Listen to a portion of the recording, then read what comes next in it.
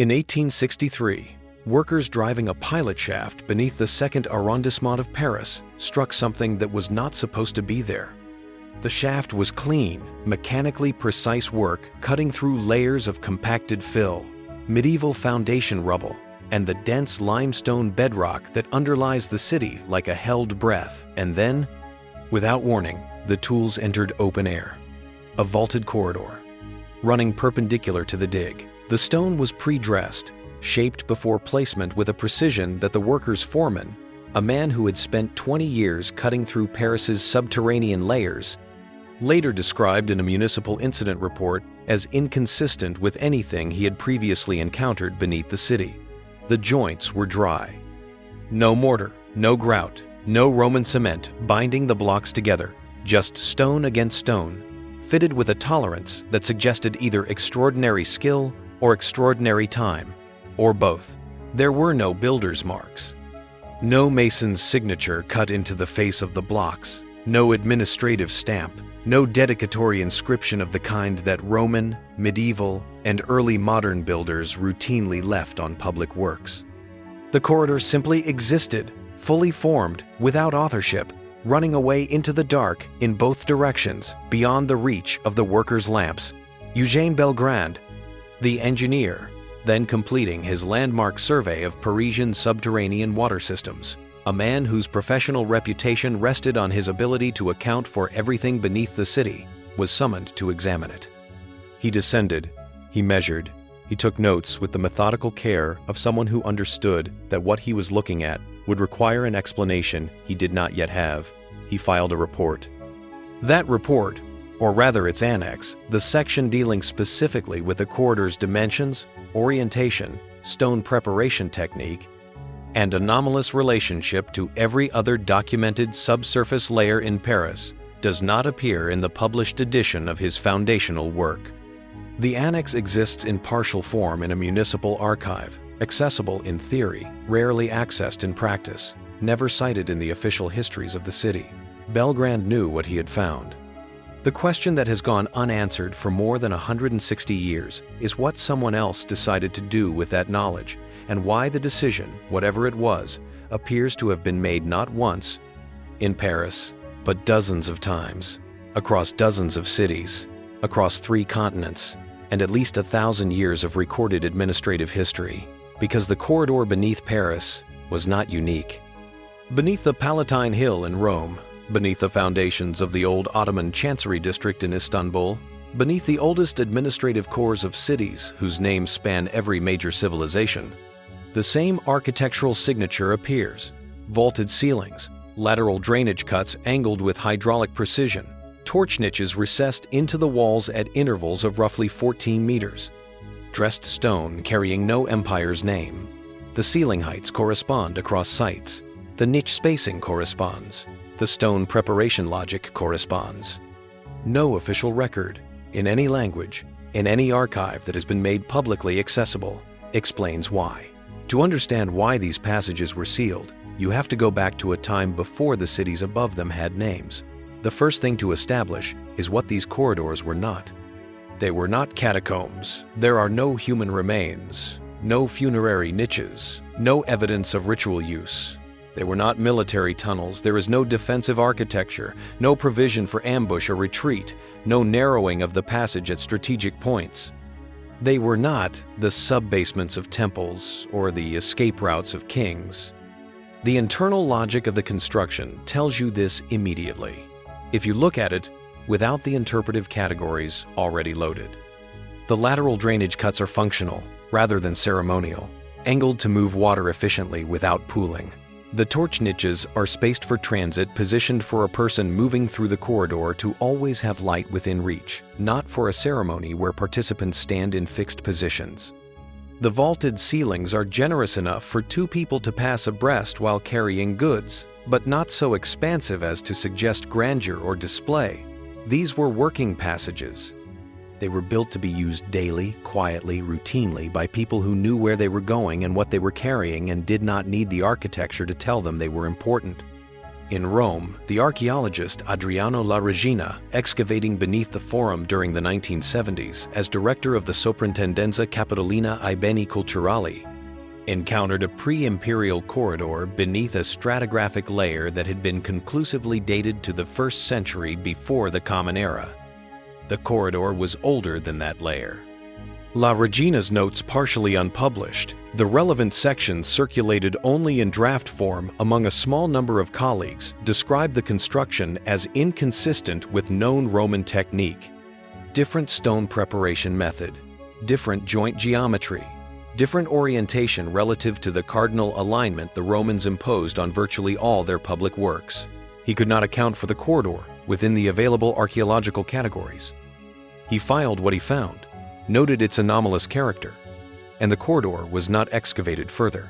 The notes were not incorporated into the public archaeological record of the Forum. The stone sat in the dark, beneath 2,000 years of Roman, medieval, Renaissance, and modern accumulation, and waited. Something about this pattern, replicated across cities and across centuries of scholarship, does not add up at all, because it is not the corridors themselves that are the primary anomaly. It is the quality of the silence that surrounds them. The origin window for this infrastructure, based on the datable materials encountered across multiple sites and the stratigraphic relationships observed where the corridors intersect with layers of known date, appears to fall somewhere between the 7th and 12th centuries of the Common Era, though the lower bound remains genuinely uncertain and may be considerably older. What can be said with confidence is that these passages were in active use during what historians call the pre-consolidation urban era, roughly 600 to 1100 CE, when Eurasian trade networks were at a density that would not be matched again until the 19th century, when cities functioned as administrative nodes in distributed networks rather than as the sovereign capitals of territorially defined states, and when the concept of centralized national governance had not yet arrived to draw hard jurisdictional lines between one kind of authority and another. The Arab geographer al-Muqaddasi, writing around 985 CE, in his vast geographical compendium, Asan al-Taqasim fi Marifat al-Akalim, made passing but consistent reference across several entries to what he called, in translation, the lower roads of certain capitals' passages beneath the administrative districts that served courier traffic, managed seasonal flood overflow, and facilitated what he described, in a phrase scholars have not fully parsed, as the movement of counted goods. That phrase repays attention. Counted goods does not mean traded goods, does not mean private commerce, does not mean the ordinary movement of market merchandise. It implies goods that have been administratively inventoried census materials, grain allocation records, tax registers, the physical documentation of governance. This was not smuggling infrastructure. This was the circulatory system of a kind of administration that operated below the surface of political power, distributing the material basis of civic life through channels that no single ruler controlled. And that operational independence, that structural refusal to belong to any one authority, is the first thing to understand about what these corridors were. It is also the first thing that made them intolerable to every consolidating power that came after. The unveiling irony at the center of this story, the thing the entire suppression sequence turns on, is this. These tunnels were not sealed because they were dangerous in the conventional sense. They contained no weapons, no subversive literature, no evidence of heresy or rebellion. They were sealed because they were too logical. Because they were a commons, a shared resource maintained by distributed agreement rather than by sovereign decree, and the existence of a commons, physically embedded in dressed stone beneath every capital, was proof that governance had once organized itself in a way that did not require a single authority at its center. Analysis of construction materials recovered from a corridor section beneath the old city of Rome reveals limestone from 3 geologically distinct quarry sources that correspond to regions that were, in the 7th and 8th centuries, under separate and sometimes competing political authority. 3 different quarries, 3 different jurisdictions, 1 tunnel section. No single power in that period could have ordered all 3 material sources without the cooperation of the others, which means the entity that built this section was not a state, it was not an empire. It was something organized by a different logic entirely, a distributed network maintaining shared infrastructure across political lines because the infrastructure served all participants and belonged exclusively to none of them. The closest institutional approximation available in our current vocabulary is a guild network, or a consortium of administrative bodies operating by mutual agreement rather than by hierarchical command. No such category exists in the standard archaeological taxonomy, and that categorical absence is not accidental.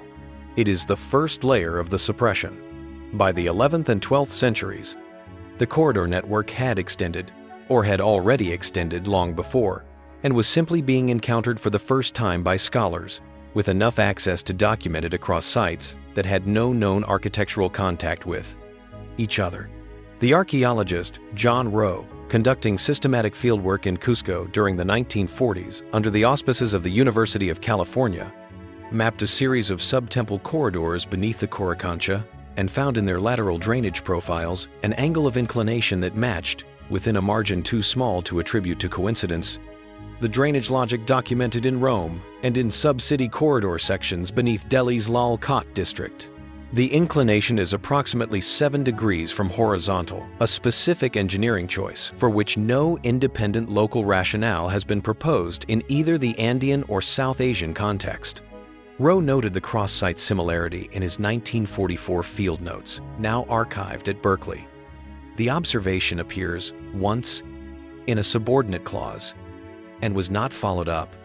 In Delhi, an archaeological survey of India report from 1,928 documented corridor sections in the Lal Kot undercroft with torch niche spacing matching the 14-meter interval observed in Paris and Rome. That report exists in the India Office records at the British Library.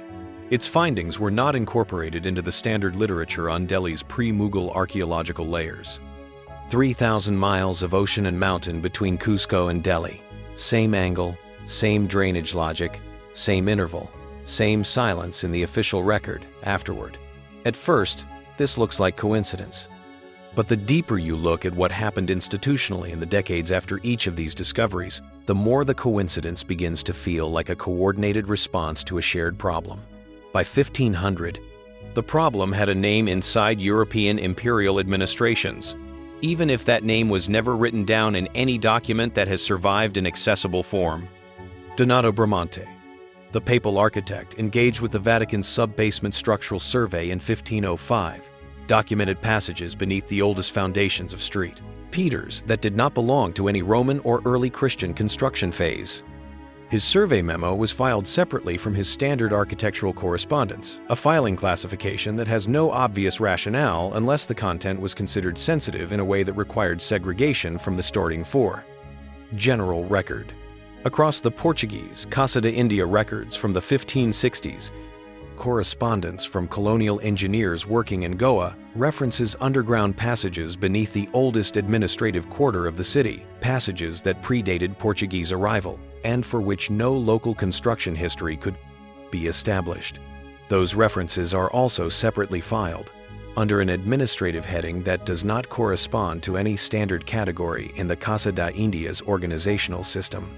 The pattern of deliberate separate classification, not destruction of the evidence, not public denial, just careful institutional isolation from the accessible record, suggests that across multiple imperial capitals, a shared administrative decision had been reached.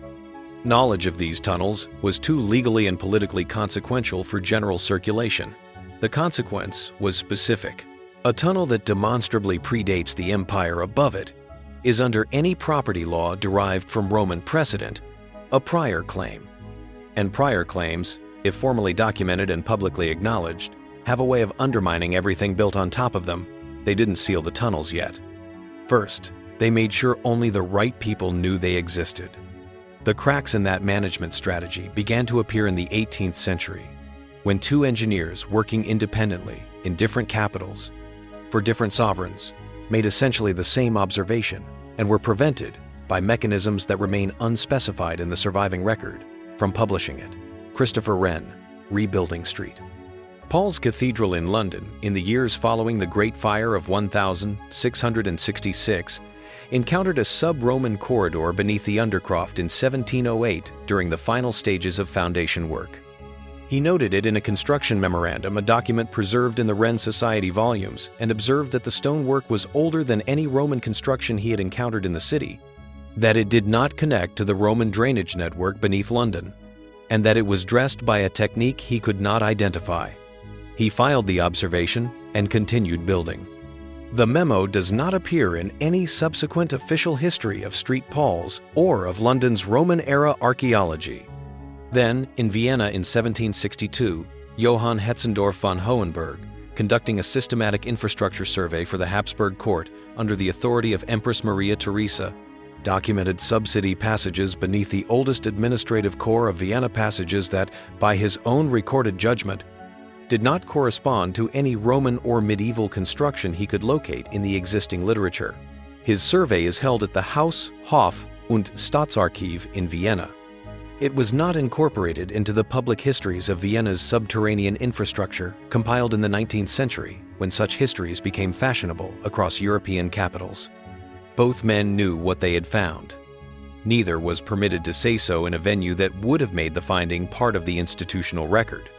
The question of who made that determination and through what mechanism is one that no institutional history has yet answered. The mechanism becomes clearer, though not fully transparent, in the decades between 1750 and 1850, when the European nation-state was completing its territorial and legal consolidation and required, as a structural necessity, exclusive sovereign ownership of everything beneath the ground its laws governed. Jean-Baptiste Berthier, Napoleon's chief cadastral surveyor, conducted the systematic remapping of Paris's land and subsurface ownership beginning in 1804, a reform that became the legal template for modern urban property law across the French Empire and, subsequently, across much of Europe. The cadastral reform is exhaustive and precise in almost every respect. One category is entirely absent: pre-modern subsurface corridors not attributable to a documented Roman, medieval, or early modern construction program. The omission follows a legal template that appeared within 40 years of the Paris Reform in the cadastral legislation of at least 6 European nations. A Prussian administrative circular from the 1820s ordered the reclassification of Berlin's sub-city survey materials in a way that effectively removed them from heritage consideration and placed them under municipal infrastructure law, where they became the exclusive property of the state rather than subjects of independent scholarly investigation. The consistency of these legislative moves across national borders over 4 decades in countries that were frequently at war with each other but apparently agreed on this specific administrative question implies either direct coordination or a shared elite understanding of what formal documentation of pre-state subsurface infrastructure would legally and politically entail. The map was the weapon. What it refused to show could not be claimed by anyone. The turning point in the physical history of the corridors came with the great urban renewal projects of the mid-19th century, when European capitals simultaneously undertook the most ambitious program of underground construction in recorded history, and, in doing so, physically destroyed more of the corridor network than any previous era.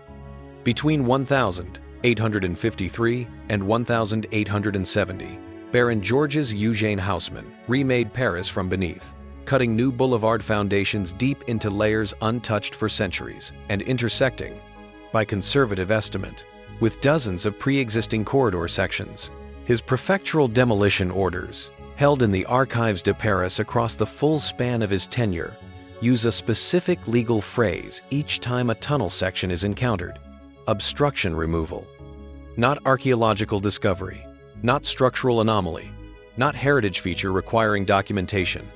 Obstruction removal, a phrase whose legal function is to classify the object being destroyed as infrastructure, foreclosing any subsequent heritage claim by treating the thing encountered as an impediment rather than an artifact. The identical phrase appears in the Ottoman Public Works demolition records from the Tanzimat modernization period covering 1856 to 1864, the years when Istanbul's administrative core was systematically rebuilt under the influence of reformer Mustafa Rashid Pasha and his successors. It appears in Vienna's Ringstrasse construction files. It appears in the records of London's Metropolitan Board of Works. The same phrase, in different languages, in different bureaucratic traditions, applied to the same class of underground encounter across 4 cities modernizing simultaneously. This was not coincidental bureaucratic parallel evolution. This was a shared legal instrument. They didn't call it erasure. They called it modernization, which amounts to the same thing. After 1870, the erasure was institutionalized in a form that made it self-perpetuating. Gabriel de Mortillet, whose work in founding the Société Préhistorique de France shaped the categorical framework of French archaeology for a century, established a classification system that included Roman, pre-Roman, Gallo-Roman, medieval, and natural geological categories, but created no category for trans-jurisdictional pre-state civic infrastructure. Without a category, a finding cannot be formally recorded as what it is. Without a formal record, it cannot enter the literature. Without the literature, subsequent researchers have no framework for recognizing what they encounter. The absence of a category is the most durable form of institutional suppression because it requires no active enforcement. It is self-reproducing across generations of scholarship. Colonial urban codes operated by the same logic but with more explicit administrative force. British Public Works Department circulars from the 1890s, governing subsurface access in Indian colonial cities, effectively ended independent investigation beneath the oldest urban layers by requiring state permission for any excavation that penetrated below documented colonial-era foundations, permission that was bureaucratically available in principle and effectively unavailable in practice. You cannot suppress what you refuse to name, and what you refuse to name cannot be rescued by the next generation of researchers because they inherit the taxonomy along with the silence. Then something happened that should have preserved the evidence and instead produced the most complete burial of all.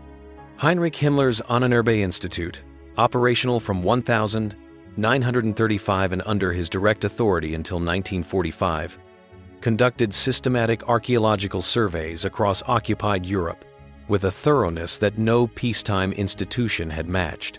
Among the materials collected were sub-city tunnel surveys, comprehensive documentation of corridor networks beneath cities in France, Poland, Italy, the Low Countries, and the occupied Eastern Territories, representing in aggregate the most complete mid-century record of the passage system that had ever been assembled. Himmler was not interested in a pre-state commons or a distributed guild network. He was interested in a narrative of primordial Germanic heritage that would validate the racial ideology of the regime. The surveys were reclassified accordingly, interpreted through a pseudo-scientific framework with no connection to the actual evidence, and locked in a separate archive. When the Allies dismantled the Ahnenerbe after 1945, the files were scattered across multiple jurisdictions, partially destroyed in the document disposal operations, documented in orders now held at the National Archives in College Park, Maryland, and permanently discredited by their association with Nazi ideology. The legitimate pre-Roman evidence the surveys contained was buried under the same rubric as the pseudoscience. Researchers who might otherwise have examined the corridor documentation could not do so without appearing to engage with material produced by one of the most discredited institutions in modern history. The denazification process accomplished what 100 years of cadastral reform and archaeological taxonomy had not quite managed. It made the evidence untouchable. The worst thing that could happen to this record was exactly what happened. It fell into the wrong hands and was destroyed alongside them. But stone does not cooperate with institutional decisions. In 1950, a major earthquake struck Cusco and opened the ground in places that had been sealed since the Spanish colonial period. Engineers assessing structural damage beneath the Coricancha photographed corridor sections that no living person had entered. Those photographs entered a local municipal archive and were not circulated internationally or incorporated into the archaeological literature.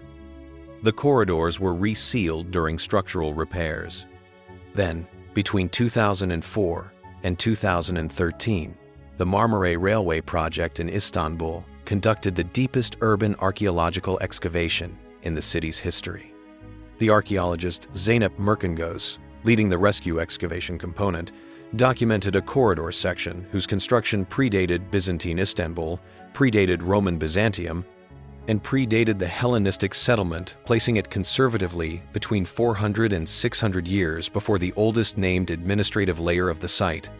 The official Marmara Archaeological Rescue Excavation Report, published by the Turkish Ministry of Culture in 2013, classifies this section as a drainage anomaly. The corridor has dressed stone. It has torch niches cut at consistent intervals. Drainage anomalies do not have torch niches. Someone reviewing that classification before publication understood what the torch niches meant and approved the label anyway. The corridor was documented, classified, and filed. It was labeled an anomaly. Somewhere in that file is the oldest surviving accessible section of a network that was never supposed to be found again. Since then, the silence has been maintained, with instruments of a precision and reach that Haussmann and Berthier could not have imagined. Ground-penetrating radar and seismic tomography have now mapped the subsurface beneath every major capital with centimeter-level resolution. The data generated by these surveys is extraordinary. Robert Bedon, the French specialist in Roman urbanism whose 1988 monograph on Parisian subsurface history is considered a standard reference, does not mention the Belgrande Annex. He does not mention the 1863 corridor. The monograph is rigorous in all other respects. The raw GPR data generated by modern municipal authorities is classified, in most jurisdictions, as infrastructure property, accessible to licensed engineers on approved projects, unavailable to independent researchers without a legal process that, in practice, produces no results. A Paris municipal ordinance updated in 2010 formalized this restriction. A European Union directive on urban underground space from 2014 established a continent-wide framework with the same practical consequence. The data exists, it is not released. The silence is not a residue of older decisions. It is being actively produced right now, with modern tools and modern legal instruments that are functionally identical in their effect to the obstruction removal orders of 1860. The historian Çiğdem Kafesioğlu, whose work on Ottoman urban history at Boğaziçi University traces Istanbul's subsurface administrative layers with a precision unusual in the field, comes closer than most academic researchers to naming the full pattern. Her scholarship describes the logic by which Ottoman sub-city space crossed jurisdictional lines that surface governance enforced with great rigidity. The way underground infrastructure in pre-modern Istanbul served functions that no single administrative authority claimed or controlled. She does not name the trans-civilizational corridor hypothesis, perhaps because the peer-reviewed framework in which to name it does not exist. Perhaps because the category, as those who designed the modern discipline arranged it, was never created. What the tunnels represent, if the full pattern holds across all the sites where the signature appears, is not a conspiracy in the operational sense of a group of people meeting in a room and deciding to erase something. It is a prior condition, a world that organized its shared infrastructure by a logic so different from the logic of the sovereign state that the state, upon arrival, could not incorporate it, could not tax it, could not own it, could not make it legible within its administrative vocabulary. And so the state did the only thing available to it, sealed the passages, mislabeled what it could not seal, refused to create the category that would have allowed the evidence to be named, and eventually began scanning the remaining corridors with instruments whose data it now classifies as municipal property. Every capital on Earth sits on a layer it did not build. The arch is still there, under the accumulated weight of everything that came after. The torch niches are still cut into the stone at their 14-meter intervals, empty now, waiting in the dark for a light that stopped arriving centuries ago. No single archive, no excavation report, no government decree, across 1,000 years of documentation on 6 continents, has answered the question of who built the oldest sections, or by what authority the network was maintained. The absence of that answer sustained across that much time and that much institutional effort, is itself the most significant document in the record. The question is not whether the tunnels are there. The question is what it means that every civilization that found them looked down into the dark, understood what it was seeing, and sealed it.